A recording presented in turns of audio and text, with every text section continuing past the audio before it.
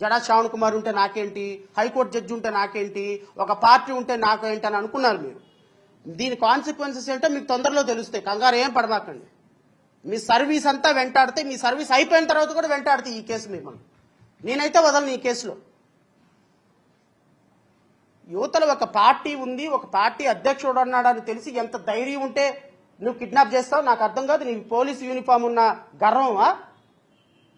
అంటే police uniform ఉంటే ఏదైనా చేస్తారా? అంటే కోర్టుల కంటే పోలీసు యూనిఫామ్ గొప్ప? ఎన్కౌంటర్ చేస్తావు, ఏం చేస్తావు? ఎన్కౌంటర్ చేస్తావు. అంతకుమించి మీరేమైనా చేయగలరా? నీ ప్రతాపం ఏదో ప్రజాస్వామ్య హక్కులు పరిరక్షించడంలో చూపించవయ్యా.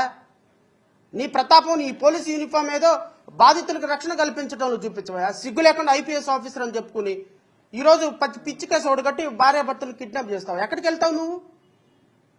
ఈ దేశంలోనే ఉంటావు కదా. చూద్దాం.